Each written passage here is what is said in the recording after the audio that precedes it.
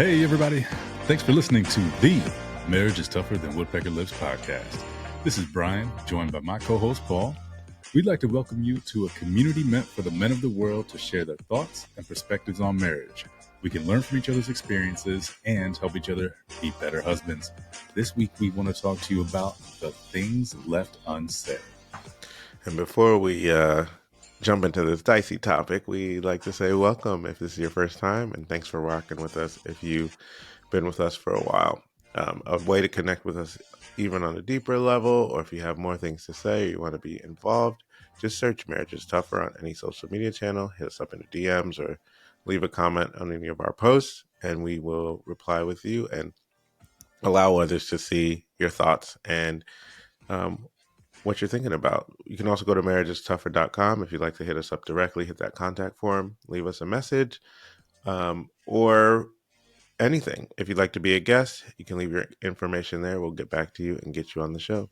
Again, thanks for spending time. Now let's hop into this episode. The things left unsaid. I don't know if the conversation is going to go anywhere else, but what I first think about is something that actually came up in counseling last night. All the things that we don't say, scratch that, all the things I don't say, all the little annoyances and grievances that I may have that I don't bring up for the sake of, I don't want to have that fight or argument, and I shouldn't be upset about it, or the conversation is too uncomfortable for me, right? And how those things inevitably pile up and then blow up, triggered by something so small and manageable. So small. Right? I mean, like, the way I look at it is building a wood pile for a bonfire, throw a little gasoline on it, or a lot of gasoline at this point, and then just taking a match and lighting it and flicking it on there. And that's what it looks like in my brain. Yeah, one itty bitty piece of wood ignites the stack that has been building for a while. Yeah.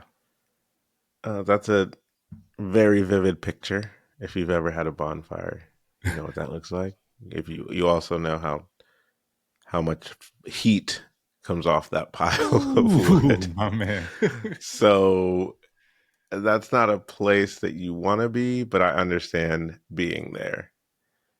And if you realize that, because once you ignite that thing can last forever and ever, but can't get to, it's only productive in one way, right? Like if you're trying to heat the inside of a house with a bonfire, you're burning down the house, right? So what you need is, if you're trying to heat in the house, a small portion of wood every now and then, small portion. So that's like in essence, the grievances or the things that you want to bring up, excuse me, will help keep your marriage in a healthy place is getting those things burned off in the appropriate time, at the appropriate space. But if you wait to burn off whatever you're feeling all at once, you're basically blowing up your marriage. Yeah, there ain't no basically about it. Let me tell you from experience. It is wild, man. And the funny thing to me is it's so easy to have this conversation right now, realizing like, oh, that's a mistake. For someone like me, it's so much harder to just do it in the moment. And I was thinking about that yesterday. Like, we've done the podcast on just do it, right? Like Nike said it, just do it. Just have the conversation, just get it off your chest. And it is so hard to do when you don't know the right words to use, right? You don't know, how do I say this where I get my point across and I don't come off like it's my way or the highway, or you're an idiot for thinking the way you do, right? Like how do I not come off as just abrasive? And I think sometimes there are maybe a couple different aspects to it. It could be that you don't know how to communicate effectively to not come across that way. It could be that your spouse may have an issue with the way they interpret things or criticisms, right? And it will land you there because they have their own things to work on. Um, and sometimes it's just a combination of the two, which is woo. But it's Right. definitely something to be aware of and to work on. Yeah, I mean, there's, as you said, there's so many reasons why it can feel hard to have those conversations. And if you value your marriage, you have to figure out how to have them. Right. Right? The things that are left unsaid are generally, as we went over before, not as big as the pileup. Right? So if we can find a way to figure those things out, and that's the hard part, is being able to say this, like you said, just right here in this moment. It's great. Mhm. And the execution is the hard part. But it does get easier the more that you do it. Um, Easier as in the initial the initial bring up. The Right. conversations aren't always easy, but it's easier to bring it up. And the more that you do it, it's kind of like the more you do anything, then you kind of see the ebbs and flows. You can feel yourself when you're going to maybe miscommunicate or harshly communicate something. You can understand what pushes your spouse to shut down, so where to stay away from those things. Um, and that is that is communication at its finest. But you also have to decide that you want to do that type of communication. Right. Because for me, a lot of times things get left said, not for worried about all the things which are should be considered that were mentioned before, but it's like it's just a hard conversation, and there's so many aspects my brain has to think about that I don't even want to have this conversation. Um, but it is. I'm talking to myself. It's so worth having it. I just don't like. My brain doesn't always want to be in that space, Yeah. if that makes sense. And I'll be honest. Like sometimes I feel dumb in those situations. And that probably stems from something in my childhood where when I'm not right, I'm dumb, right? Not just wrong, I'm dumb, right? Mhm. So it's like, okay, we can have a conversation. What she says makes total sense. I'm like, man, why didn't I think about this? I'm such a dummy. And now I feel terrible. And now I have to get over myself feeling terrible. So why not just ignore that conversation and not Avoid. say anything? Avoid. Right. So it's just this, you have to, when you are worried about having these conversations and you leave a lot of things left unsaid, think all that to say is you have to start with yourself and what's going on in you, Mhm. and how can you overcome that for the good of your marriage, right? If you didn't want to do this, you could have stayed single. Mm. But you're in a committed relationship with someone. And so you owe it to yourself, you owe it to them, you owe it to your marriage to grow in every area that you can. And for me, it's a really tough one because I it's uncomfortable and I run from uncomfort or Heard. discomfort. Heard. I am thinking about, if we're being honest, how bad I am at not getting defensive. And the reason that's hitting me right now is there are so many situations where my wife may dislike, let's say, something I've said, right? And my first thought may be, well, that's not how I meant it. Like, why would you take it that way? Right? Like, why are you coming at me? Why are you at my neck right now? Yeesh. Right? Now, I probably don't verbalize that. So, one, that's a problem because, again, that's another thing that's left unsaid. Mm-hmm. But I also realize, like, I shouldn't say things that way. Mm-hmm. So, the thought is then, well, I we need to have this conversation right now because obviously my wife is feeling some type of way about something I said or did, and for the fact that she's bringing it up, which she fully has the right to do and should, I'm starting to get defensive and feel like, well, that's the thing. What am I feeling? That Am I part. am I feeling like I'm wrong right now? Am I feeling like she's mad at me for no reason? Am I feeling like embarrassment? Right? Am I getting brought back to childhood with my mother yelling at me? Right? Like, what is the root of my reaction? And then I think, man, this could be so much easier if I just paused, took a breath, and asked her, "Whoa, I'm sorry," right? Like, what what was it that I said, or was it how I said what I said that made you feel the way you're feeling right now? Can you explain that to me? And then, like, that just gives you a springboard to improve off of, right? And what are the things that you've done in that moment? You have regulated yourself. You have Mm-hmm. given her open permission to bring up grievances in a manner that isn't going to trigger you. You have allowed her the space to explain why she's upset. And then you've provided yourself a path to move forward, right? A path for improvement. So much of my life and so much of my marriage, I've lived in a space where I do none of those things. Right? And I just sit there in my manufactured anger. Mm.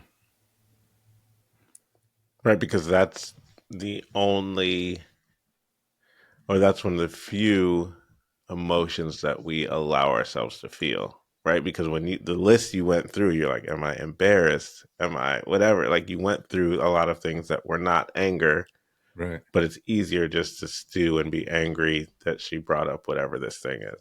Yeah. Boom. Wall up. Yep. I'm angry. Like, we're not having this conversation right now. I don't want to talk to you. I'm going to sit here and be uncomfortable and let it be uncomfortable for the next week. Cool. Right. Which all could be exploded and that you can blow up that wall if you just take 5 minutes to have the conversation. Take the 30 seconds to reset, exhale, and then walk through everything you just walked through us doing, Mhm. which is crazy. Um, that's wild. I actually just kind of had that situation with my daughter the other day. Um, I was working on something and I was locked in, and I was working from home. She locked in. She came down. She wasn't feeling good, so she stayed home. And she came down to ask me something about her iPad. And now my brain is like, yo, you're home. Like, this iPad is not coming out. Like, I don't care if it works, it doesn't work, it's charging, it's not charging, it doesn't matter. So I just kind of dismissed her and was like, basically, you're not using this. And then talked to her about something that she didn't do the night before, which was kind of justifying why she shouldn't have this iPad anyway. But I was also trying to get back to work, right? Right. So she brought that up like later in the day. She was like, man, the first thing I did when I came up, like, you didn't say good morning, you didn't say anything, you didn't even seem concerned about what I was saying. You just brought up something I did wrong, and blah blah blah, right? So Boss move. I stopped. Right, well, my wife is amazing at these things and teaching her how to communicate, and we have an open dialogue to talk about these things. Um, so I was like, man, like I ran through all the reasons why I was justified in doing what I'm doing in my brain, Right. but I was like, that's not going to help the situation. So I said, you know what, you're right. I said, I apologize. The first time I saw you, we should not have started like that. Um, I should have been more intentional, and it really doesn't and I was about to say the reasons why, but I was like, I said, it doesn't matter why I did the way I did. I shouldn't have done that. And then I said, do you accept my apology? She said, yeah. Her countenance lit up. It was fine. And then later we talked about, the things that she'd done, and, her screen time and all that stuff. But it was just in that moment, she brought a grievance. I wasn't really in agreement with it, but it made sense. Yep. I saw where I was wrong. My old me probably would have justified myself, especially as a parent, been Yep. like, you should have did this, blah, blah, blah. But that's what I want her to model. So I have to model that. Right. So I don't want her, when someone brings a grievance, to give all the excuses and the reasons why. In that moment, own where you were and move forward. And then you can talk about the other things later. So I think I've also had to practice that with my wife to be a better husband. Okay. And then I'd have to practice that with my daughter to be a better father. And the practice for both makes me better with the other, if Yes. that makes sense. Yep. So you can really practice this anywhere, and maybe where it's lighter stakes, like maybe it's a friend or a coworker or something. I mean, that goes such a long way at work, Mm. knowing that you can own and being okay to own where you mess up, but people will also know, like, you're not going to be the one to pass the blame. Yep. You're going to take ownership. You're going to fix it. You're going to Right. be better from it or Yep. because of it, and move on. So, like, I think I practice that at work a bunch. I mean, I also have worked in places where I was secure in my position, Okay. and I've had really good managers. So, like, it could be practiced there Yeah. Yeah. without the fear of losing my job or someone trying to steal stuff from me, that type of thing. So, I was able to practice that at work. Once this was brought up, like, yo, what are you doing? You're like avoiding everything. And then it was like, yo, I don't avoid this at work. Why am I avoiding this at home? Right. And so I had to walk through that thing. But all that to say, you can practice this but you have to be aware of it. And you have to say, I'm going to speak up and not just let things fester, because the last thing you want to do is blow up at work Mm. over something ridiculous and then be that guy or that person. Yeah. Um, Not if you're trying to grow in your professional career. You know what I mean? Yeah. Yeah. So I feel like I said a lot. Especially if you're going to be a people leader, Right. That part. for sure. Because you want people to trust you. Yeah. Oh So, man, I got to tell you, I had such a strong, call it proud brother moment of you just telling that story mm, with your daughter, man. Very proud of you, man. I love thank you. that I because appreciate it's that. definitely something that I've been working on. Like I've been so hard for so long, right? Walking into fatherhood, um, I carried a lot of that with me, Mm-hmm. right? And while that can be effective, it doesn't always produce the results I want, Mm-hmm. right? Maybe it does temporarily, right? In a moment, okay, yeah, they're doing what I'm doing, what I want them to do, but is it lasting, right? Are they understanding that I'm doing this out of love or that I care for them. Mm-hmm. And largely, I don't think that they're able to see that. So I've had to soften myself quite a bit and learn to have those types of conversations, not only with my daughters, but with my son as well. Mm-hmm. Right. And I often think back to how I grew up, how we grew up, was like, don't show emotion, don't feel, right? It's like giving me Frozen vibes, Mm-hmm. right? Conceal, don't feel. Yeah. Don't let it show. Yeah. Um, but that leaves you in your own little ice castle. Right. Miserable. That's it. So I think a lot about legacy. I think a lot about how the future might play out when I need my children to care for me. And how are Mm. they going to Mm. show that, right? Are they going to come back in and be like, why are you having accidents? Like I know you're old, but like you're too old to be doing that, right? Like I'm not cleaning my Yo, nose. that's What's wrong tough with you? when you think about it like that. Yeah, man. Yeesh. Right. And so I just think, how can I get my point across, do it in a manner where they understand the importance of what I'm trying to say, not just what I'm saying, do it lovingly, um, and maintain that dynamic of parent child, right? Like I don't want to get to the point where it becomes too much friend, right? Need to stay in that realm of loving parent, Absolutely.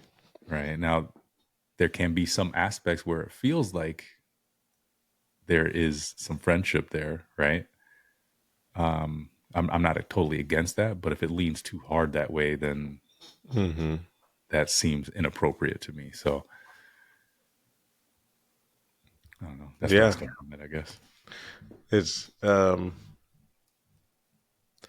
so I guess the question is, do you take that much care with your wife? I'm learning to, and I think that was the point that I intended to make, but didn't. Gotcha. Um, like you said, practice with one helps with another. Watching my wife interact that way with the Mm, children, that part. which I'll say this here and then I'll say it again when I get home, but we split up, which I shared with you offline, in our counseling session last night. So she took the first half hour, I took the second half hour. And, the counselor's asking, what are some of the things that you think should change in your marriage? What are some of the things that you really admire or like about how your wife operates? And the first thing that came to mind is, I truly admire how she handles the kids. Right? She's always been very good at that, and I try to adopt some of the things that she does. I don't think I'll ever lean completely the way she is, but I fully accept and realize that there are some aspects of her abilities and personality that I need to adopt. So I'm working on that. Mm-hmm. Um, but all that to say, that realization and practice with my children has made me better at, I guess, number one, expressing disappointment or concerns, right? In a way that is calm, loving, and I want to say accepting as Mm-hmm. well, where appropriate. So that's a part of myself that I'm currently building. Man, well, that's awesome. Let me just first recognize that. Thank you. Um, and why I asked that, my wife said something to me the one day when I was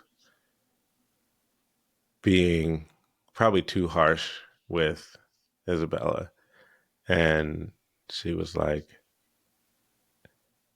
why don't you, and it can be vice versa. She's like, would you ever speak to me that way? Mm. Right? Because I speak a very particular way to my wife because knowing her path and really the boundary that she set Right. is like, yeah, that's not going to fly. Right.